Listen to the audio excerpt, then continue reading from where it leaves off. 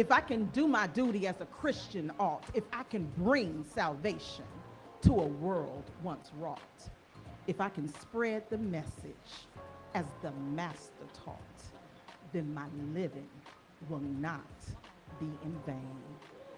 An excerpt from A Drum Major Instinct by the Reverend Dr. Martin Luther King, Jr. Good evening and happy Tuesday. My name is Manon Matchett, and I am a proud 30-year resident east of the Anacostia River, living in the great Ward 8. And as we celebrate 20 years of Busboys and Poets, I also bring you greetings on behalf of the Jan Bancroft Robinson Foundation, which celebrates 15 years in existence, mostly giving east of the Anacostia River, first around social determinants of health, and now addressing cancer mortality and morbidity for Black women, in addition to looking at workforce economic mobility strategies for Black women who want to pursue careers in healthcare and or hospital settings. But tonight, I have the personal privilege and honor to announce that our own, the Mr. Philip Pannell, has been accepted into Harvard's executive program and will be joining the fall cohort next month in Boston, Massachusetts. Phil, as you celebrate 3 quarters, I want you to know that not only has it been a privilege and an honor to work with you professionally, but you have been a drum major in my life. You have taught me the accountability that comes along with doing the work that I do, the responsibility that I have not only to myself and to others. So as I think about the next century of your life, I ask you to continue to be true to you and all that God has for you. Congratulations, and this is not about what Harvard can do for you, but what you are going to do for Harvard. Greetings. Thank you. Okay. Well, good evening, everyone. Well, this is a really stellar crowd in here. And you know, like when you have all of these important personages, we must introduce the VIPs. So turn to your left and say, because of this celebration, I am meeting a very important person. And turn to your right and say, because of this celebration, I'm meeting a very important person. Now, may we have a round of applause for the VIPs. Yeah.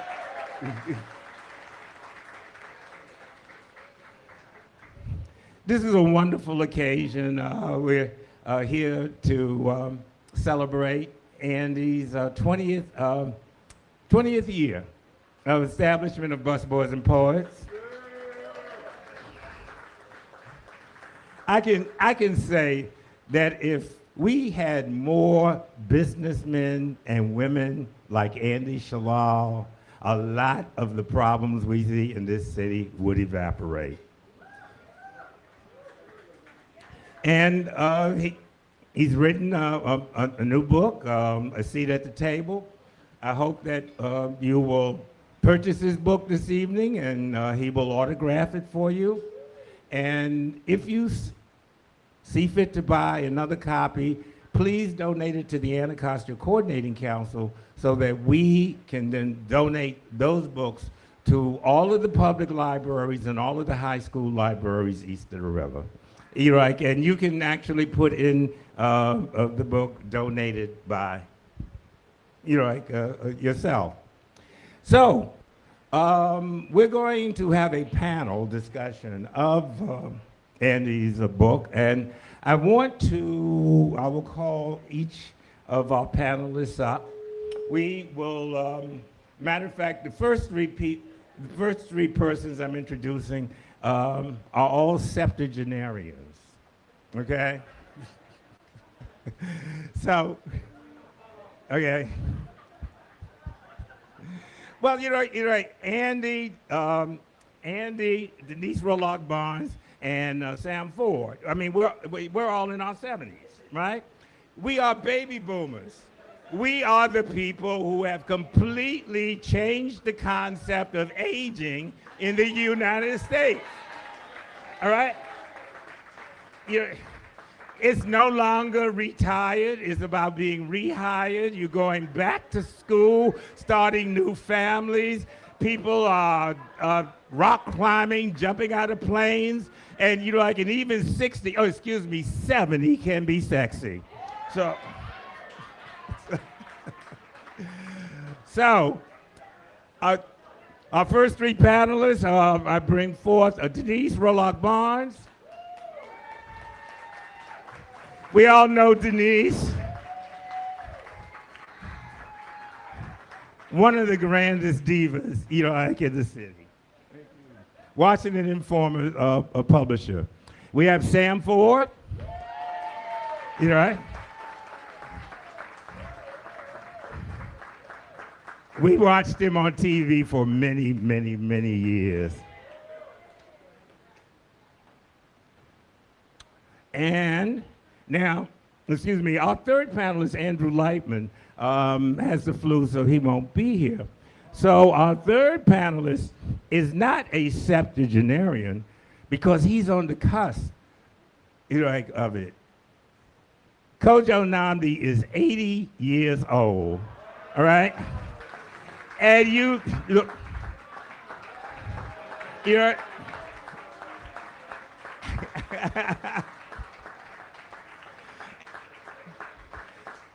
now, Kojo, the fountain of youth must be in your backyard or something like that.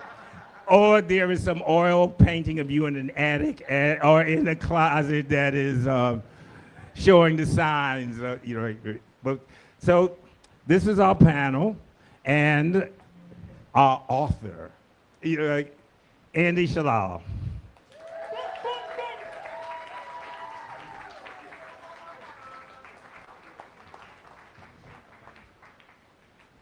Okay, I'm just going to ask one question, then I'm going to turn it over. This is not going to be a moderated panel. We're in Busboys and Poets, so moderation is not on the menu. And to each of the three panelists, you've all read Andy's book. Describe in one word what the book means to you.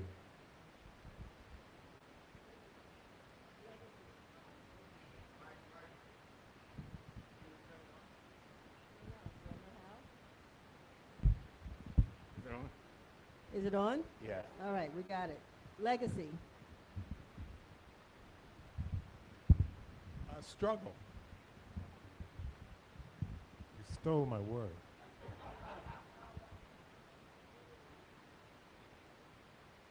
Belonging. Belonging. In the struggle of legacy. What inspired you to write this book, Andy? First of all, thank you all for being here. It's such a joy and a pleasure to have family here, so it's great to see you all. What inspired me to write this book is the fact that when I first opened Busboys and Poets, one of the most common questions that were happening is the owner black? That was almost a refrain. Before, usually people ask, where's the bathroom? That's usually the first question. But this was like, is the owner black when they walked in the door? And for a moment, I had to think about what is it about this place that makes people feel that? And I didn't intend it to be a black place. That wasn't the intention. The intention was to make it a place that I would feel comfortable in, that I myself would feel comfortable in. And this is what I ended up with. So, so maybe it has a little bit of black in it.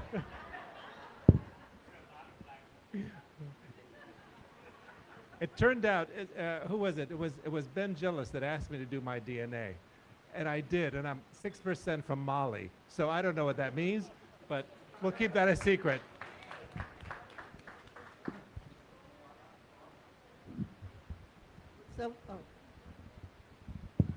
Well, I want to kind of begin at the beginning because one of the reasons you got into the food business was because your father used to work in Washington for what was known as the Arab League. And because of the times we are now in particular because of what's going on in Gaza, people might want to know what was the Arab League and what did your father do there? We came here in 1966. I was 11 years old. My father was a representative. He was a diplomat that came from Iraq. The Arab League at that time, and still around, was a union of Arab countries. 22 Arab countries that made a union, and they were centered in Cairo. And my father, who happened to run into someone that knew him and so on, was offered the job to be the representative for the Arab League in the United States in Washington, D.C.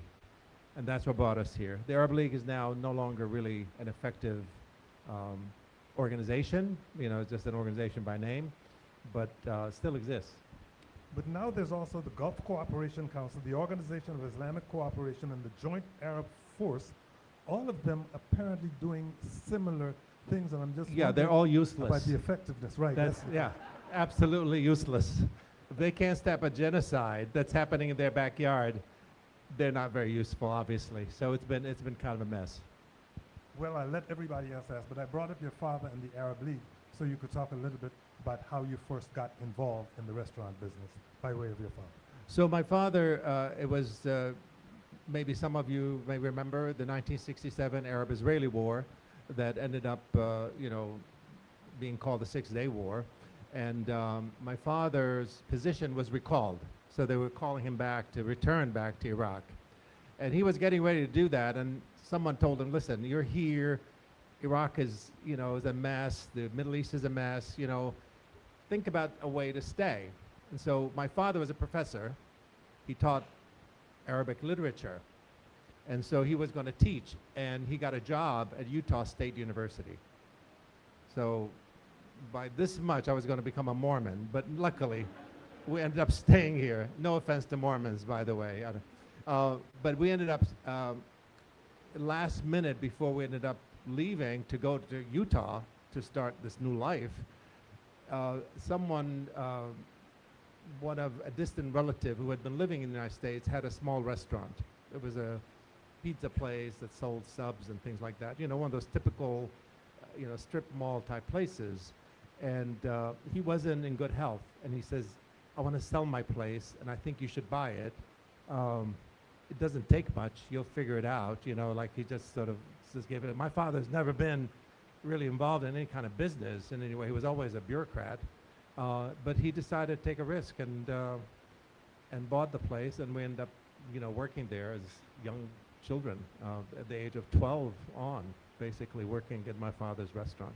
But that gave me the funniest line for me in the entire book is that when confronted with running a pizza restaurant, his father, the professor, said, how difficult can it be?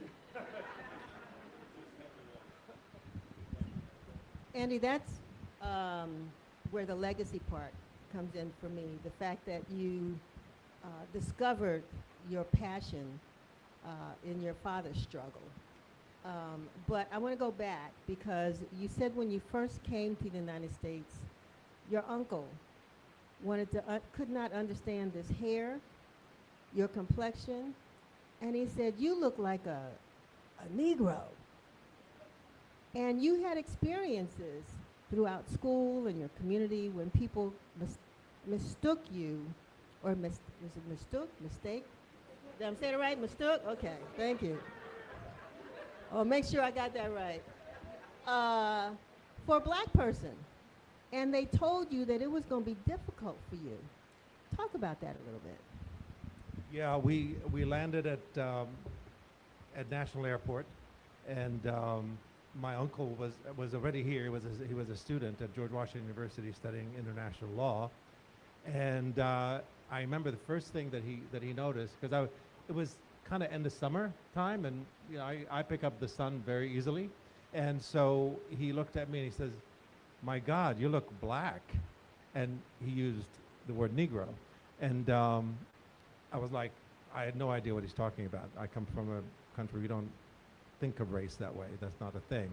And he kept like kind of badgering me about it. I had an afro when I was younger, and he grabbed my hair, he touched my skin. He was like, "You look so different. Like, what's going on?" You know, kind of thing. Like, and he looked at my father. He said, "Why do you let him out in the sun so much?" Yep. Yeah. So it was like, and I'm like sitting there frozen, having no idea what is going on and what he's talking about.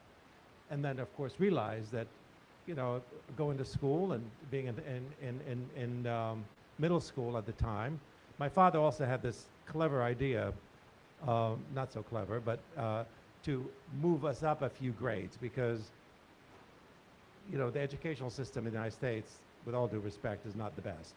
And so the education system in Iraq was much better, and we were much more advanced. Like at 12, we were doing maybe junior and senior level work here in the United States.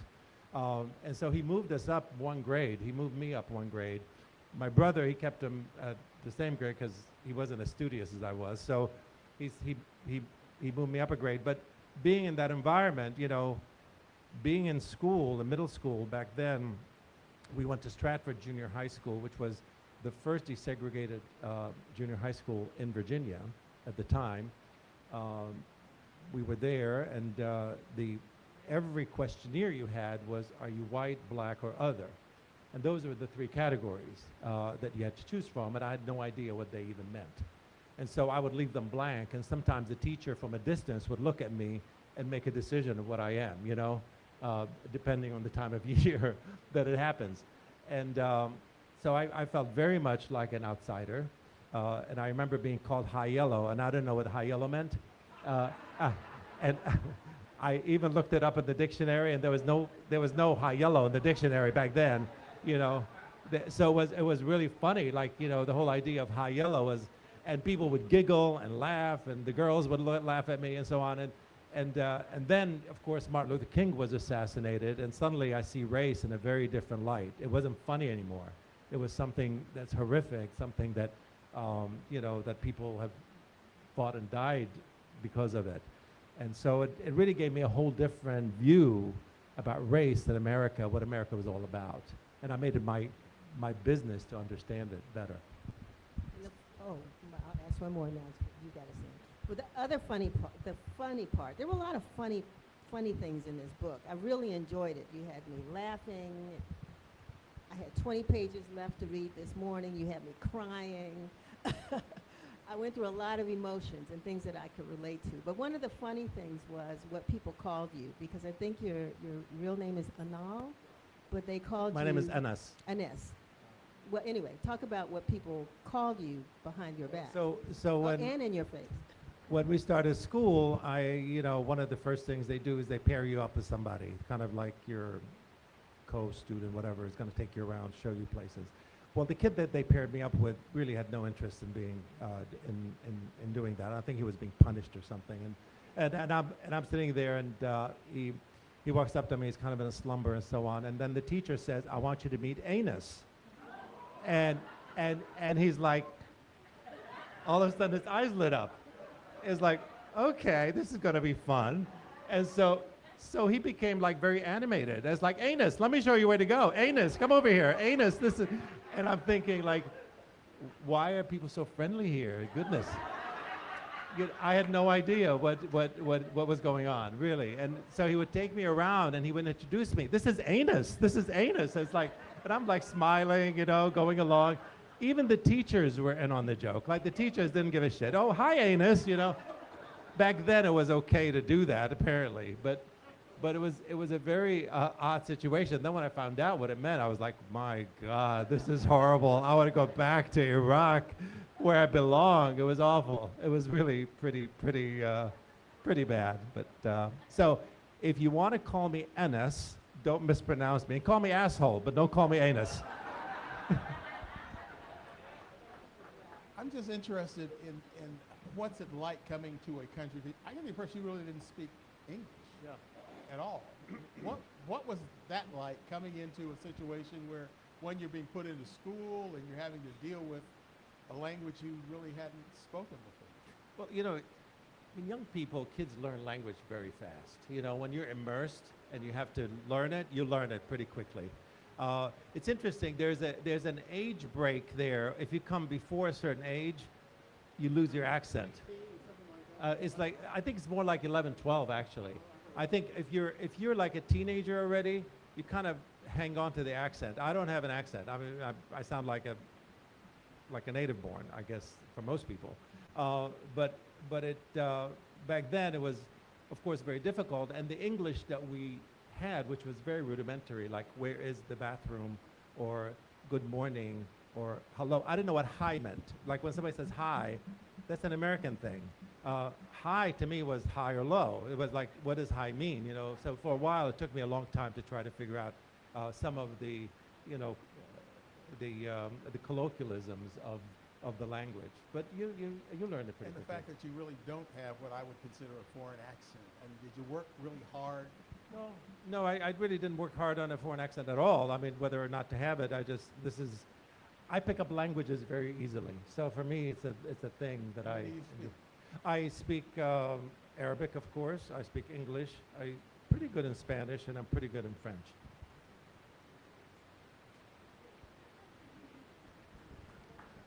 How did Anas become Andy?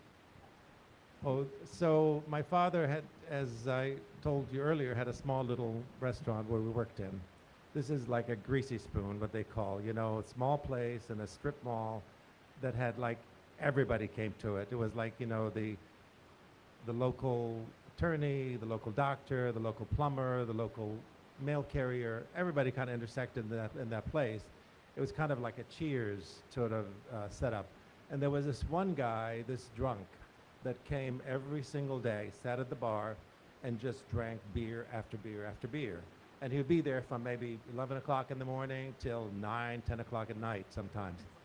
It's a pizza parlor.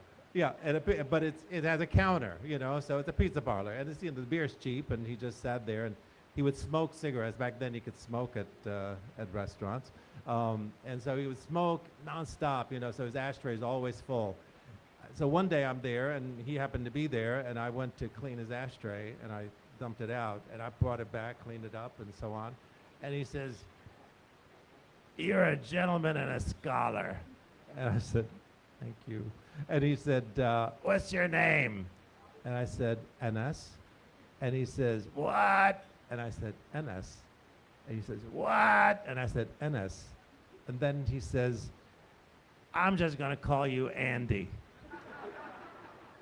And that was it. It was really that simple. And so afterwards, it was like, okay, Andy sounds much easier, and I don't have to explain it to anybody. I don't have to like stop it every time and to reintroduce myself and tell people what my name is and be afraid that they're going to call me Anus, you know.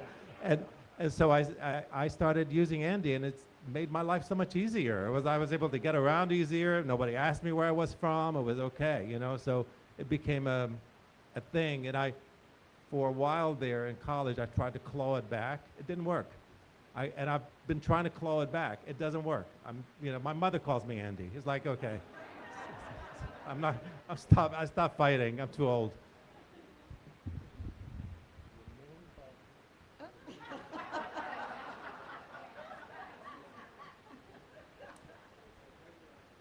So the legacy part to me is, you know, very touching because you work for your dad, but it puts you on a path to where you are today. And there was a time when you worked for him, and then you worked for somebody else. Ooh, what was that like when you were in somebody else's restaurant, not your dad's restaurant? But in addition to that, Andy, you were always competitive. I mean, you wanted to be the best. You wanted to be the best server. You wanted to make sure that things looked right. Everything had to be perfect. Where did that come from? And talk more about, that sense of restaurant and service and delivery, the importance of customer service. Where did that come from? I think a couple of things, Denise. I think one is when you're a foreigner and you don't feel like you belong, you work twice as hard to prove yourself, right? I think black people understand that in many ways, right? You always have to over-excel, overachieve in order to just be on the level, same level field. And so there was this sense of having to always be better so no one tells you, or no one puts you down, or nobody, you know, speaks down at you, you know? So you always were a step ahead to make sure that you don't allow anyone to question your integrity, to question your ability, or any of that. So I think there was that. I think the other part is because I was on my way to become a doctor, okay? You're very lucky that I'm not. But I was on my way to become a doctor, and you know, things changed, and I got into the restaurant track. But it was actually, I really enjoy serving. I enjoy serving people. I mean, you know, one of my favorite jobs is waiting tables. And my staff will tell you, I'll be the first to get up and bus a table or wait on a table or something like that, because it gives me joy to see the power of food and how interacting with somebody, when you're feeding them, to me, feeding someone is a spiritual experience, really. I mean, you're putting nourishment in somebody's body. And that's really important. I mean, we all know, many of us remember our favorite meal. It's not always because it's the most delicious, because we may have had better tasting meals, but we don't remember those. We remember the meals that were served with love, with kindness, with grace. Those are the things that we remember, right? So I've always feel like that, just the way you put a plate in front of somebody makes a difference in how they ingest that food and how they interpret that food. So I always felt this amazing connection to food and the power that food has to impact someone's life in a way. And I'll tell you a very short story. Many years ago, because I speak about food like it's a spiritual experience, I really do, and I believe that. And Pamela, was our events director. She's there actually, the one in the yellow. She said to me, Andy, this is not rocket science. We're not like, you know, just relax about the idea of food. Like, it's okay, we're just serving food. And I said, no, food like really impacts people in a very serious way. We had this argument back and forth all the time about it. And one day, many of you know that we do, like on Thanksgiving, we open our restaurant, free meals for anybody that wants to come and have a nice Thanksgiving dinner. We've done it in different locations at different times. Last year we did it here. I think this year we're going to do it here as well. But one day we were having one of those Thanksgiving dinners where people come in, you know, they don't have to be houseless. They could be anybody that wants to come and be in community, right? So we had this wonderful meal, and we had tons of volunteers. And all these volunteers were waiting to greet people as they walked through the door. And anytime a single person would come in, we'd pair them up with a volunteer, so they're not eating alone. So this one young man came in, probably early 40s. He walked in, and we paired him up with a young lady, a volunteer, who sat down with him. And they were having a very animated conversation while they were eating, and they lasted for like several hours. And at the end of the meal, the guy walked up to me. He says, "Are you the owner of this place?" I said, "Yes." He said, "I just want to let you know, today I had planned to kill myself."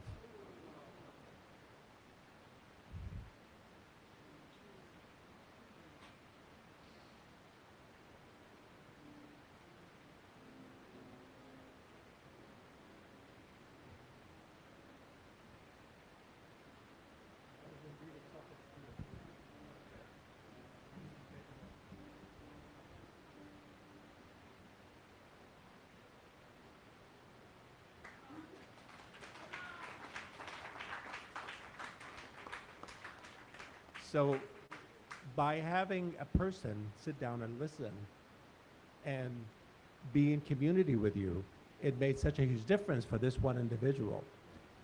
Now, I don't know where that person is today, but I know that he had one more day. So that was really beautiful.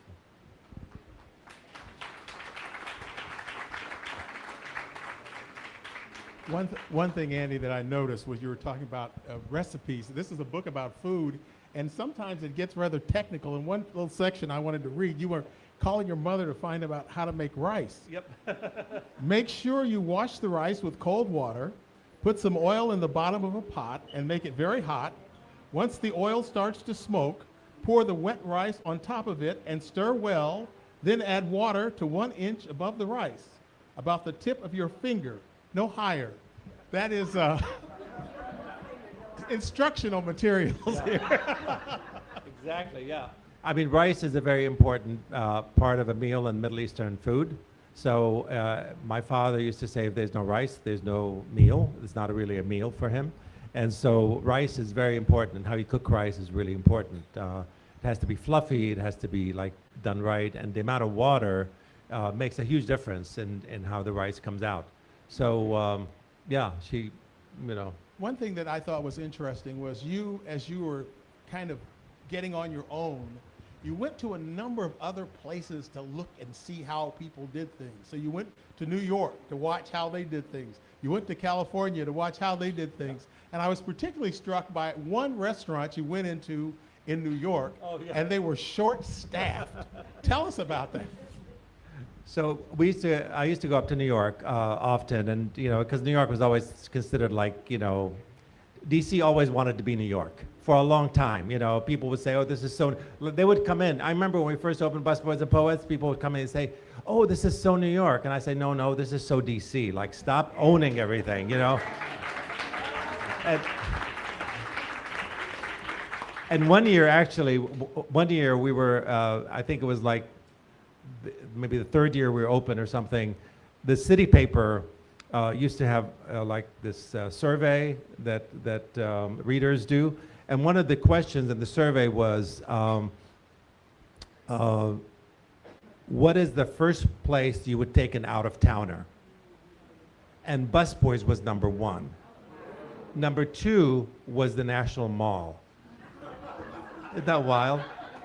Number 2 was the National, I think number 3 was the Art Gallery or something like that, but it was pretty wild. But, so I would go up to New York sometimes to just get ideas, you know, food, service, things like that. And I would go like in Soho and areas like that are kind of like, you know, kind of hip and up and coming. And I would go from restaurant to restaurant. I would start with like a small breakfast, then I'd take a snack, and I'd change restaurants. Take a snack, then go to lunch, then do an after lunch, and then do a dessert, then do a dinner, then, you know, head back on the train for the same day. Very full and slightly drunk. But, so we went, it was one lunchtime, I walked into this one place. It was in Soho. It was a tiny place, maybe the size of this room. And the owner, or I came to find out it was the owner, was actually kind of running the show on the floor. So she was getting water, and she was talking to people, and she was greeting people, and she was serving them and all this. And at the beginning, when I first came, I introduced myself to her, and I told her I'm here from DC, I'm looking at restaurants, I'm getting ideas, and I love your place, it's very cute. And we sort of hit it off. And then it was right before lunchtime, and then lunchtime hit and started to get busier, and people started coming in through the door. And I'm sitting there, I can't sit still when I see like people at the door, I gotta get up. So I see like, you know, she's running behind the bar, getting a drink, she's doing stuff. I got up, I knew where the menus were. I just grabbed some menus and I seated the next party, randomly at a table. And I went up to her, she was behind the bar at the time, I said, look, we just met, right? So she knew who I was, I wasn't like crazy, you know? So I said to her, I said, look, I'd be happy to just seat people, get them water, and you can take care of the rest. I said, I have nothing else to do, so I'm fine with that. And she looked at me for a second and then panicked. She said, okay. So What she said was he's drunk. Yeah, but I'll use them anyway. So I started seating tables, and within like 10 minutes, we were like a team, you know? Water's table 3, water's so, and I didn't know the table numbers, but I would say the table at the door, the table near the window, or the next second booth, or whatever. And the place got packed, and I'm like running around, and by the end I was ready to take table orders or whatever it was. And at the end, of course, you know, once things slowed down, I sat down, she joined me, she bought me a wonderful lunch, and we had a great time. And I left much more enriched. Well, there are a lot of restaurants, but there are really no restaurants like Busboys and Poets.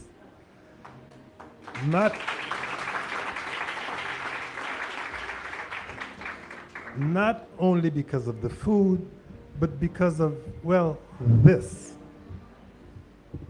Where does the books, the conversation, the politics come from? And what does Ralph Nader and Howard Zinn have to do with it?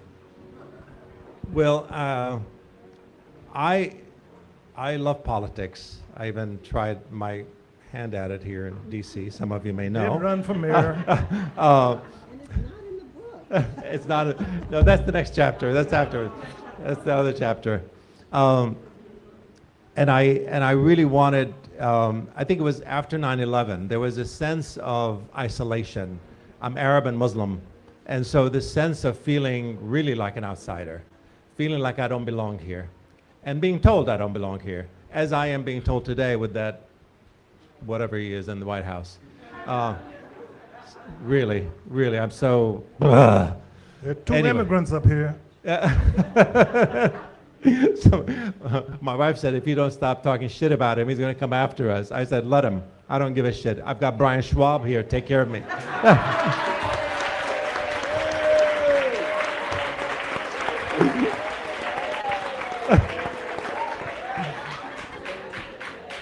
So thank you, Brian, for really being a voice out there. But anyway, so I really wanted to get it, sort of get into the politics, but also wanted to just make it a part of my life. I never had this idea of work-life balance. I don't know what that means. It's something that people talk about, I know, and it's probably real, but for me, I can't imagine going to work for 8, 9 hours, whatever you do, commuting and all that, then having to sleep about 8 hours. That leaves you with just like 4 or 5 hours of life. And to me, life is 24 hours.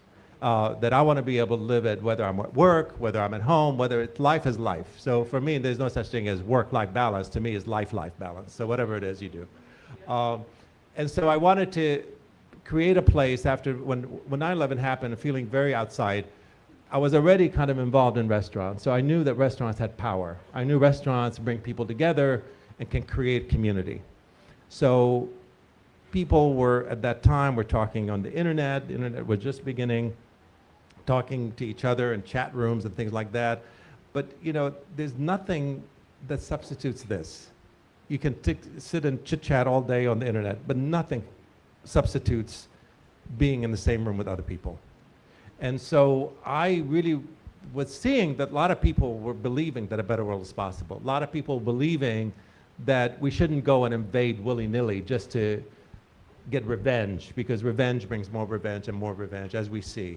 This is not a good world that we live in right now. It really isn't.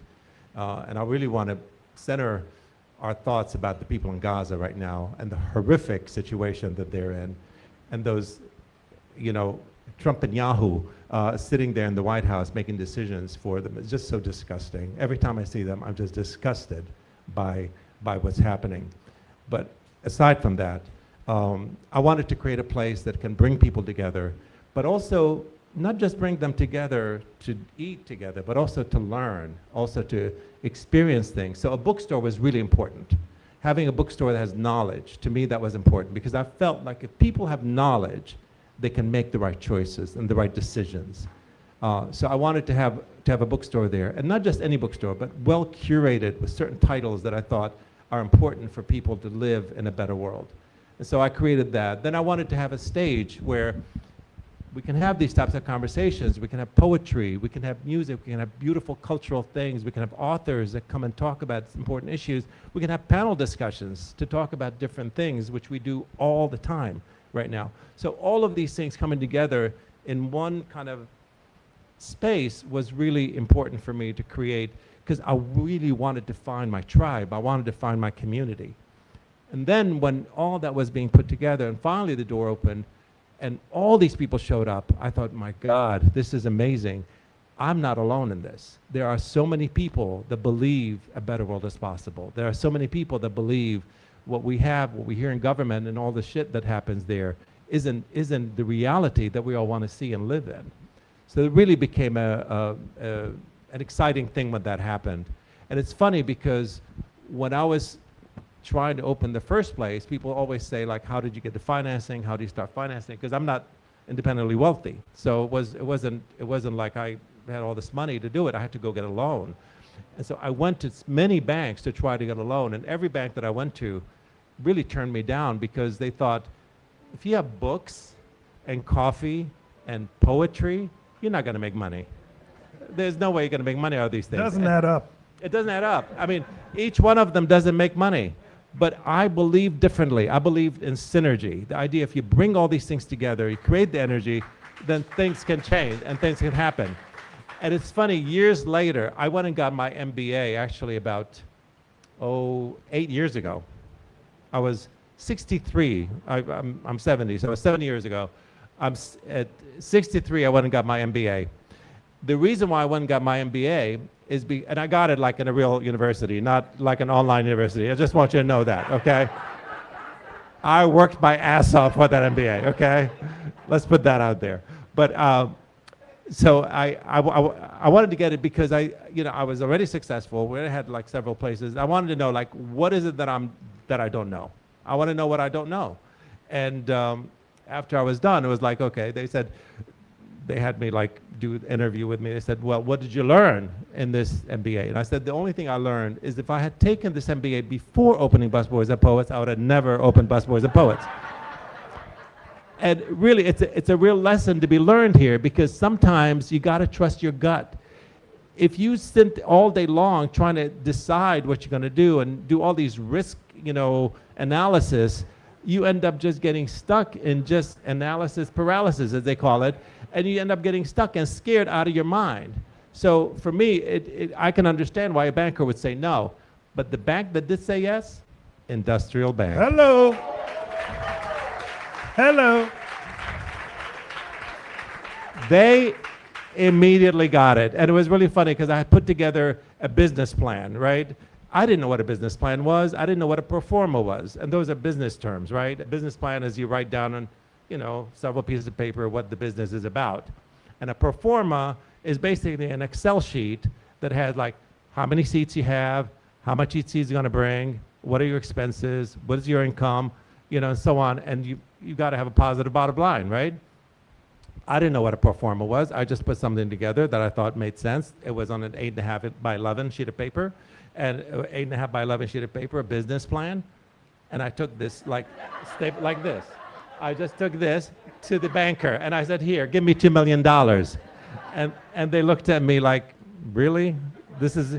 So I've seen business plans that have like leather binders and colorful charts, and the business fails. Like, okay, so this worked, but those can fail. So it's not about the dressing, it's about the reality of what you could do. And so I went in there, and the banker looked at it, and he says, I like your idea. I like what I see where you're coming from, but your numbers don't work. Just they don't work. It looked like they worked to me, but to him, I guess he's a banker, he knows better. So he said they don't work. I said, well, what's not working? He says, well, you don't have enough income. I said, well, what should I do? He said, increase the income. And I said, I don't know how much income I'm gonna get. He said, doesn't matter, it's a projection. I said, okay. So we erased the numbers, put new numbers, and I got $2 million. That was like the biggest lesson in my mind. It was like, nobody has a crystal ball. I had no idea how many people are going to walk through the door, or how many people are going to spend, or how much they're going to spend, how long they're going to stay. It's all guessing. Business is guessing. It's just it's really about guessing. And if you believe in what you do, and if you work really hard to make sure that that you stay on track, I don't want to say. Denise can tell you, Industrial was used to dealing with people like you.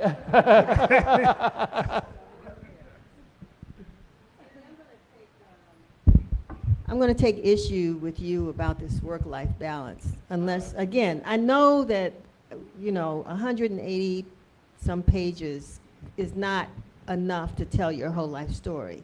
So as I read through it, I kept saying, there's something missing. There's something missing. He's not telling this part. So I'm glad to know that there's another part coming. But what I did get out of it, was that you're a workaholic. At least this book painted that picture, so much so that when the first Busboys opened, you called your wife to tell her, I'm spending the night, and you slept on a bench in the restaurant. I slept on benches many times. But I mean, in my restaurants, that is. You know. In but parks what I got in bits and pieces of this was that, one, you found time to meet a woman that you fell in love with, you married her, and somewhere along the way, you all had, what, 4 kids? I'm like, you were rushing. You were really rushing through life, but things happen. But that's the part I wanted to know more about. How you were able to have that work-life balance and to sustain the relationship and to raise, what do you have, 2 girls and tell me what you have. And 2 boys. 2 boys, And, okay. I mean, Marjan is at the other location for another event that we have right now. So she said, you know, I've heard you many times. I don't need to listen to you again. So she decided to go there. But it's, I think having a good partner is really important. I mean, I have a very chaotic life, but I have to have balance at home. I have to have calm at home. If I had to come to somebody that was waiting for me at the door to like, can't wait till I get home so they can just tell me about their problems, I'm like, I'm not having it. I'm not interested, you know? I remember when I first met Marjan, we were getting ready to maybe take the relationship to a different level. I told her, I said, listen, I'm in business, and I want you to understand that my work is my priority, that you may have to be second, that we may be having an anniversary dinner, and if I get a phone call that says, hey, the plumbing is backed up, I'm going to stop that anniversary dinner and go and take care of it. So, and something could come up any minute that I have to be able to respond to. And so if you're willing to take second fiddle to the business, then I'm willing to have this relationship continue. And yet it sounds crass, but honestly, I don't know what you all think, but if you have a really bad business and you're frustrated and angry all the time because you can't pay your bills and you can't take care of things, it puts the biggest strain on a relationship. I think everybody would know that. And the relationship would end up breaking up anyway. So start with that in mind. It's like, I really love what I do, and I love you as well, but I want to make sure that you understand that it's not one or the other. There'll be times where you may be priority, but there'll be many times where business is the priority, and I have to always put that ahead. I don't like the word workaholic. I say it sounds like a disease.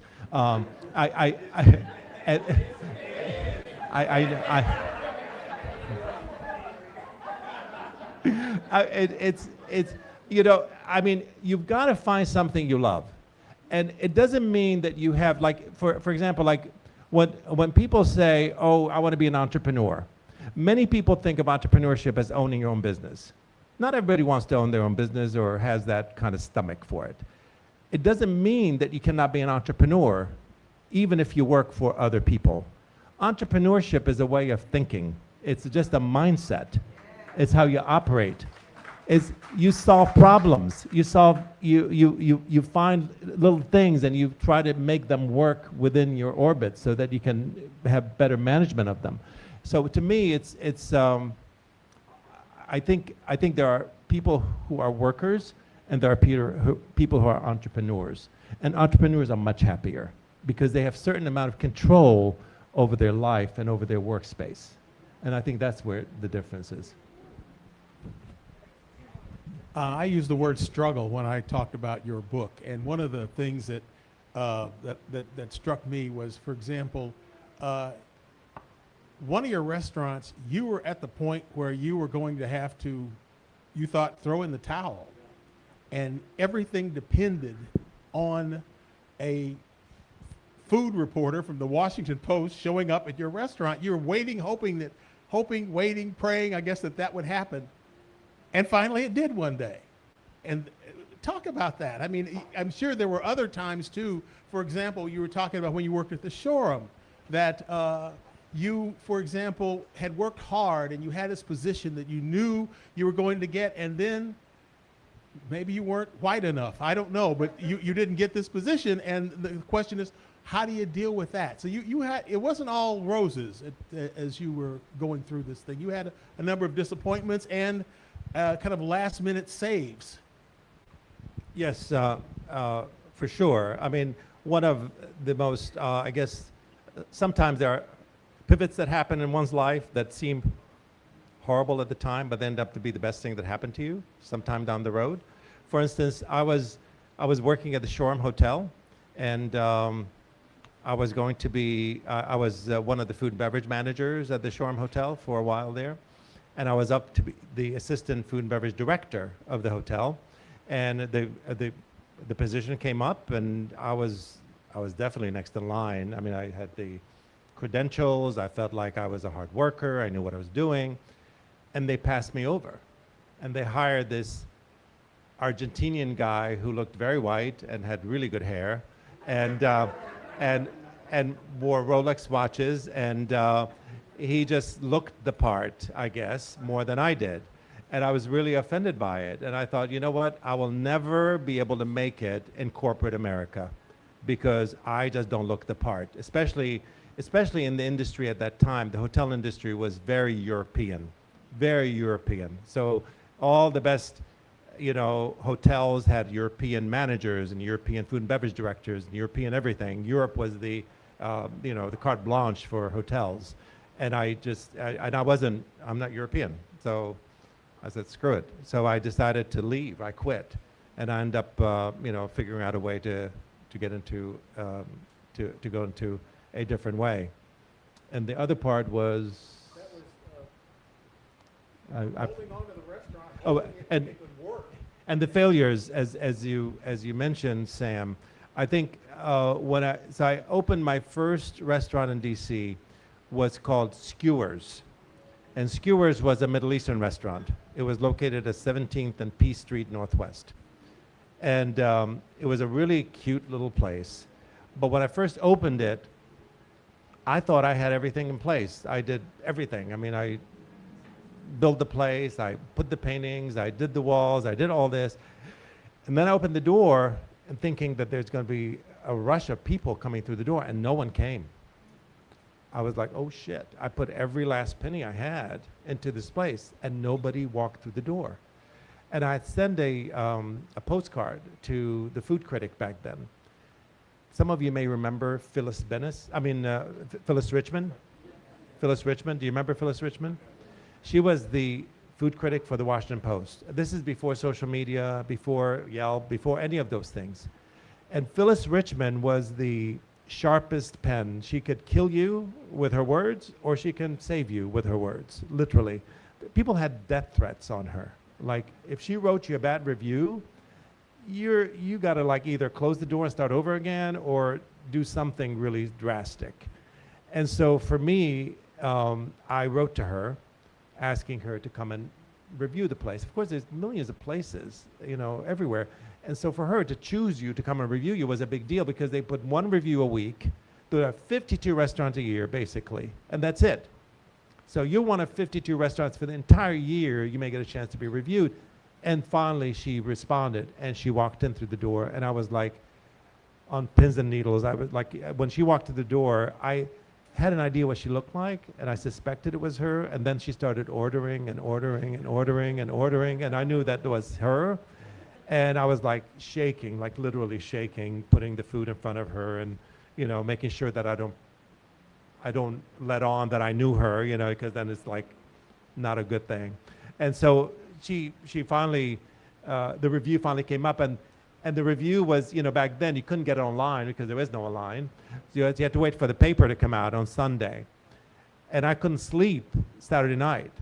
I could not sleep Saturday night. So I woke up like 3 o'clock in the morning. I got in my car. I drove to the Washington Post. And I sat outside the Washington Post. It was on 15th Street, I believe. I sat outside the Washington Post, and I saw the papers coming out. And I walked up to the guy who was loading them, and I said, can I please get a paper? And he says, no, you got to go buy it. And I said, please, it's my review. I'm here, been sitting here all night long. And I gave him this long, sad story, and he finally said, okay, fine, you know. He just handed me the paper. So I took the newspaper, and I went back to my car, and I sat down. And I don't know if any of you have been like waiting for something. You just want to open. You don't know whether to open it, whether to look for it, whether to. And I remember pulling out the magazine. It was in the magazine, and opening one page, and then the next page where the like table of contents is, and it said, Phyllis Richmond Review skewers. It had a picture next to it, and it had the page number. And I opened the page number, and the top of the headline said, simple and spirited. And it was like, the beginning was, DC has never had a restaurant like this before. And it never had a restaurant like this before. Everything the skewers could do could be done easily by someone else, but no one can make it this much fun. And I thought, wow. I just burst in tears at that point. I was like, oh my God, this is life-changing. I drove home like as fast as I could. I'm surprised I didn't kill anybody. I drove home, and Marjan, my wife, was waiting for me, like thinking like, yes, tell me. And I said, look, it's the review. It's the best review. And she was like, oh my God, thank God, you can sleep now. And so I didn't sleep, of course. I changed really quick. I rushed back to the restaurant. I knew it was going to be like a deluge. And back then, right now, like a review from the Washington Post is not all that. People look at other ways to do this. But I rushed home. I rushed back to the restaurant, started preparing food. And that night, we were doing an average of 20 individuals. I'm talking 20 people a night, like really pathetic. And we went from 20 to 200, literally that night. Of course, it sounds like a blessing, but it was hell, because you can't prepare for that. So I had to hire more people, cook more food, buy more stuff. Everything had to be done because I was running on a shoestring. I didn't have the depth to be able to withstand that. So it ended up to be a really challenging time that went on for a few weeks before and to add insult to injury, the weekend the review came out was the weekend before the biggest gay march on Washington, D.C. It was 750,000 people showed up in Washington, D.C. And of course, we were in DuPont Circle, So we were epicenter of the gay movement. And there is this review that came out. So that night, the following night, that I think Friday night or Saturday night, the place was so packed, it looked like a mosh pit at a Madonna concert. It was ridiculous. It was so ridiculous. I called my wife. I said, bring every friend you have. I don't care what they do. They could just serve water. I don't care. Just people. We needed bodies. And of course, I remember years later, I actually saw Phyllis Richmond, and I told her, I said, look, if it wasn't for you, I would probably have been an accountant today or something. You were the reason why I was able to stay in the restaurant business. It really was that simple. Yeah. You gotta get ready to sign for it. All right. Well, can I ask one more question? Yes, you may. Because people need to know how We have time. the building you're in, the first building, the book ends with the establishment of the restaurant on 14th Street. People need to know the connection between that building Oh, yeah. and the poet who was a busboy, Langston Hughes. So when I was looking to open Busboys and Poets, I wanted it to be in a place that really represents, to me, DC. And the U Street corridor made the most sense to me. That's the center of DC. I wanted it to be there. I looked everywhere. I went up and down the street looking for places. Many of you know that used to be called Black Broadway. Sorry, New York, but that was the birthplace of the Harlem Renaissance, is U Street, the U Street corridor. The Howard Theater opened several years before the Apollo Theater.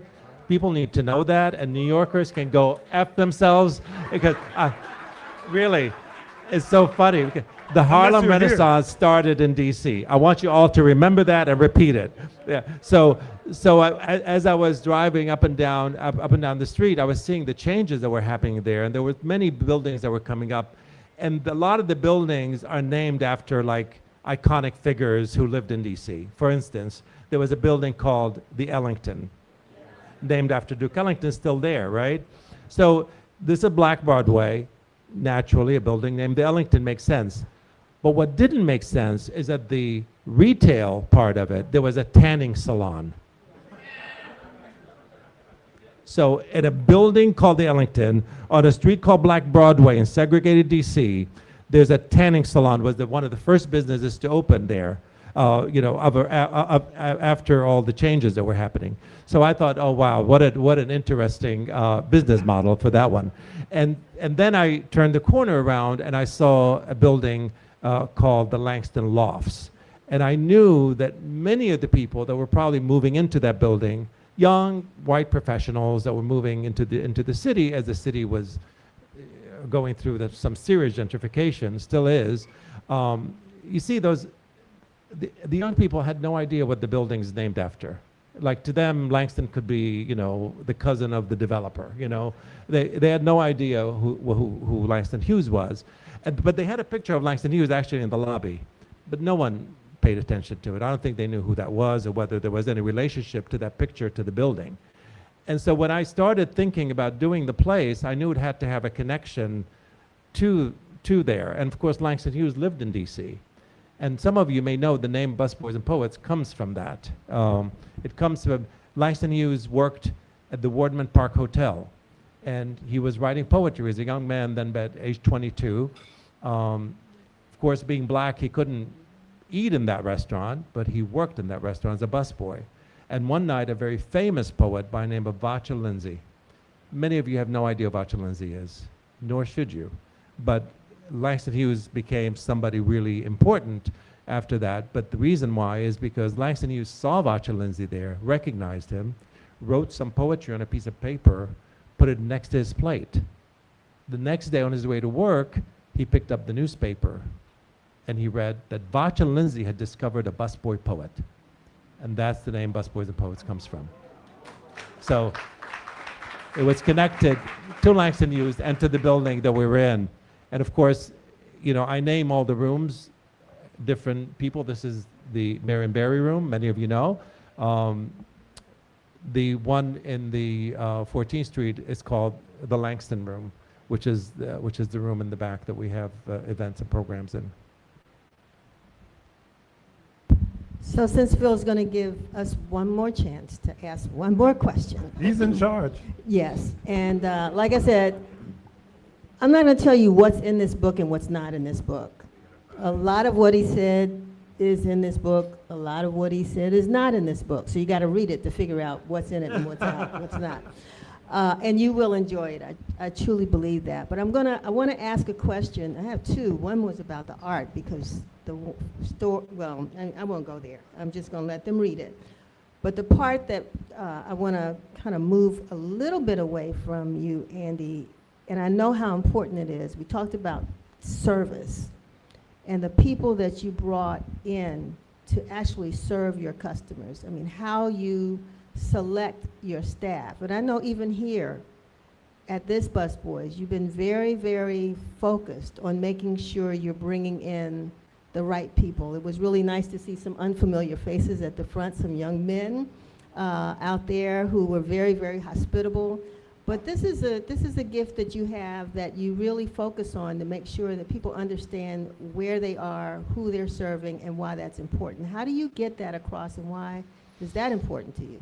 Well, when we first opened Busboys and Poets, as I said, there was a real intentional approach to race, because I knew, having worked in many restaurants throughout my life, I knew how race plays out in restaurants. I knew race in America plays out in everything, but in restaurants, it has a heightened feel to it. I mean, we all know about the Greensboro sit-ins and at Woolworth, at the Woolworth counters, and how I was always like really kind of shocked by how otherwise seemingly civilized people can actually stand next to somebody and put ketchup and sugar on their head because they're different than they are. It made absolutely no sense to me, but I also understood that food and dining together with others has a spiritual space to it, right? So people are very afraid to break bread with people that are different than they are. That's historic, right? So I wanted to create that kind of space, you know, where people can come in and feel a sense of comfort. So I started out with what we call a tribal statement. And I wanted race to be at the forefront. Our tribal statement says, we are a place where racial and cultural connections are consciously uplifted. A place where art, culture, and politics intentionally collides. A place to take a deliberate pause and feed your mind, body, and soul. We believe in creating such a place, we can begin to transform our community and transform the world. I know it sounds very lofty and very big, but I really did believe that somehow you got to start with the end in mind. What is it that you want to do? And creating a space that is racially charged. I wanted people, when we first opened, and I do this now once in a while, but I used to do it every single group of people that come into work. I would sit down with them and I talk to them about race. And so the orientations, our orientations, which I still do now, orientations are, you know, we do the HR stuff and we do the usual stuff that, you know, people have to do. And then they tell them the owner is going to come and talk to you. And most people think, oh, he's going to come and tell us how we have to, like, wear the right uniform and behave well and all this stuff. And I walk in and I say, well, I want to talk about race. How does race play into your life? How does race impact you? Have you gone out to restaurants where you felt racially profiled? How does that feel? What does that look like? And so this conversation, I don't know of any other CEO that has this kind of conversation with their staff. Oftentimes CEO, especially with the DEI stuff, which was a lot of bullshit, let's face it, because many people that were working in that or doing, not the people that were working doing the work, I think the people that were doing the work were sincere and wanted to make it happen, but oftentimes it was one of those check the mark, you know, check the box kind of thing. We have DEI, let's move on. We'll have a department that is DEI and has nothing to do with the rest of the organization, you know, and that's why they were able to remove it in a heartbeat, because it wasn't really integrated into the system. Organizations that had DEI as part of the DNA, they don't care whether you remove DEI or not. It's part of the DNA. It's not a thing. It's not just an acronym. It's an actual way of life. And so I would have these conversations with these folks, and I would give an example. I say, let's say it's a Saturday morning, and let's say you have an empty restaurant that you just opened the door, and you're the host at the front, and a black couple walks in. And you take the black couple across an entire empty restaurant and see them in the back in the corner. I said, what are the black couple thinking? They're probably thinking like, are you trying to hide us? Why are you putting us in the back? Right? So that creates a whole different dynamic of their experience, how they eat, how they order, how they treat their server, how they tip even. So it becomes this self sort of professing prophecy, you know, thing, where then it becomes that you see them wrong, they're pissed. The waiter comes up to them, they give them attitude. The waiter is mad because they think, oh, these are just angry black people. They end up giving them semi-bad service or minimal service. The tip ends up to represent that, and they walk away thinking black people don't know how to tip. That's what ends up happening. But no one knows how it started. They just see the end. Whereas if you have a white couple walk in, the first couple, you take them all the way back in the corner, what is the white couple thinking? Thank you for putting us in this little cozy space. I mean, really. I mean, that's what they think, right? So it's a very different dynamic that happens. So race has to, so when these young people come into work sometimes, especially white young people when they come into work with us, the first thing they want to say is, I don't see race. I'm race blind. And we tell them, no, you got to see race. because if you are race blind, you're going to be racist. There's no other way around it. In this country, there's no such thing as race blind. Race is a part of the DNA of this country, and you got to recognize it. And if you recognize it, you can avoid the pitfalls. You can avoid the problems like I just mentioned. So when you seat somebody in the corner, think about it. Who am I seating? How are they feeling? Rather than sit them in the corner, ask them where would they like to sit. They may choose the corner, but that's their choice, not yours. And I think that's where race plays into restaurants in a very, very direct way.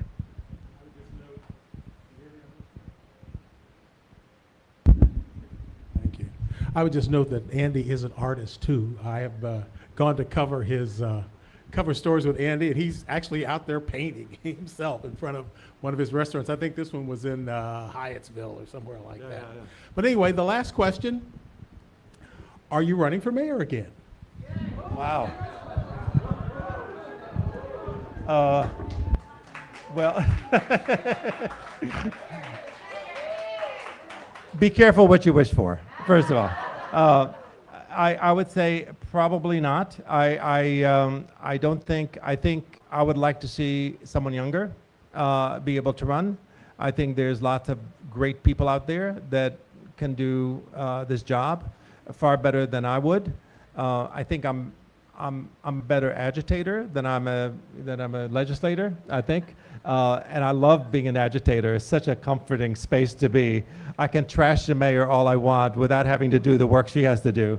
I know I've been back and forth with her about the way she's handling herself with Trump. And then I saw her in front of what's her name, Nancy Mace, that woman that was asking her about, and I saw how she answered. And I wrote to her. I said, "Good job, lady." I think it was the first time I told her good job. She responded. She said, "Thank you." So it was like, okay, we're on back on track. But yeah, I've been back and forth with the mayor, and I wish her the best. Yeah, but is anybody running here for office? Where's Salim? Where's all kinds of people? Come on. Yeah, Kimon. Where are you, Kimon? Yeah, around. exactly. Thank you. Welcome.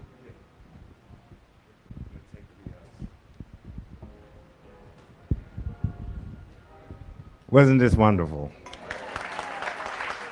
Thank you so much, Andy and Kojo, Sam and Denise. No, I don't need to stand up. I don't need to stand up. Just say a couple of things before you.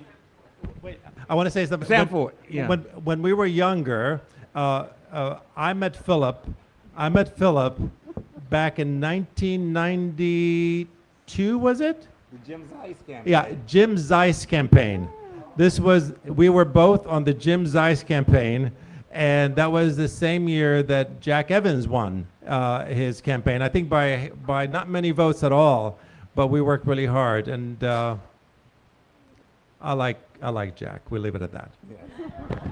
I guarantee you everybody in this room has a crazy story about when they met Phil. Okay. I just want to say, Andy, thank you for naming your restaurants after something by Langston Hughes, who is my favorite poet. And you definitely embody his spirit of social justice and treating people with equanimity. I'm reminded of one of his poems when Langston said, "I play it cool and dig all jive, that's why I stay alive. My motto as I live and learn is to dig and be dug in return."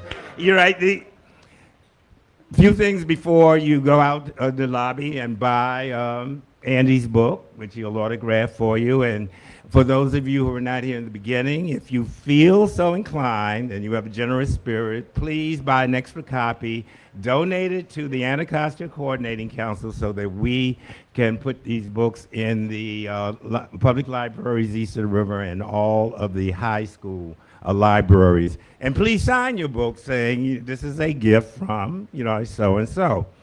In the lobby, I just want you to know, we have some musicians who are performing. They are from the Washington Conservatory of Music. The artistic director is Ward 8's own Andrew Lee. And the grand piano that is there in the main dining room was owned and played by the late jazz musician Dick Morgan. And Reverend Anthony Motley happens to be a friend of the family, and he was able to get the family to donate it to Busboys and Poets. So, Thank you, Reverend Motley. Thank you so you know, much. and before we go out, where's Stuart and Mika? Please get them, Stuart and Mika, tell them to come in, please. Real quick, Mr. Phil, can I Excuse make me, an announcement excuse really me, quick? I'm- Give me 1 second. If someone has a gray caravan that parked in the parking lot next door, your doors to your car are open. If someone has a gray caravan next door in the parking lot, if you park there and that's your car, your doors are wide open, okay? It's either Okay. you left them open or somebody opened them for you. Okay. Stuart and Mika, would you come forth a second, please? Wait, okay, just come here. Like people ask me, what do you want for your birthday? And I don't want anything materially. I want world peace. There are some of us who are still hoping and praying for world peace, but what I particularly want to see in this community is that we make every effort to help build the beloved community that we want to see. And that means many times truly considering that other people are our brothers and sisters and that we're willing to sacrifice to help them. We all know Stuart Anderson here and his wife Mika. And Mika has a dance and cheer program, DC Explosives, and she found out that one of the young girls that was involved in her program was living in some really challenging, well, let's be honest, some squalid conditions due to the fact that she and her siblings were living in a home where both of the parents were drug addicted. And it got really, really bad. And Stuart and Mika just recently took this 13-year-old girl in. And Stuart, who works for the Anacostia Coordinating Council, trust me, you're not going to be on the gravy train doing community engagement for ACC. But Stuart, there he is now struggling with diabetes and prostate cancer, but yet he finds the time to be a foster father for that.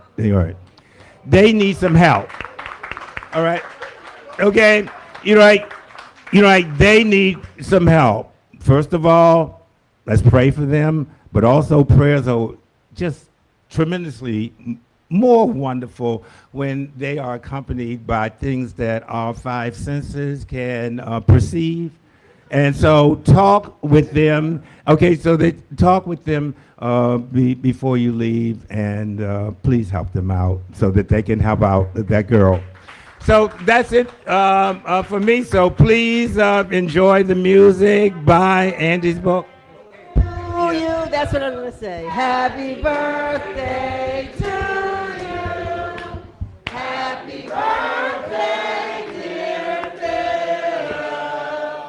Happy birthday to you.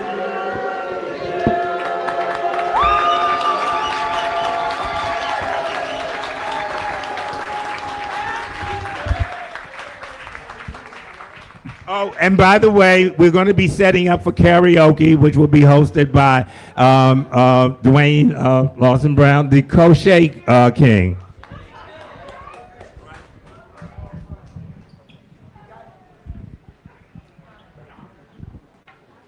Thank you very much.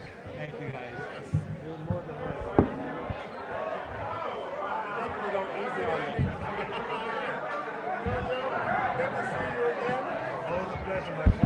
Hey guys, for those who might want some of the cake is on the table on the outside.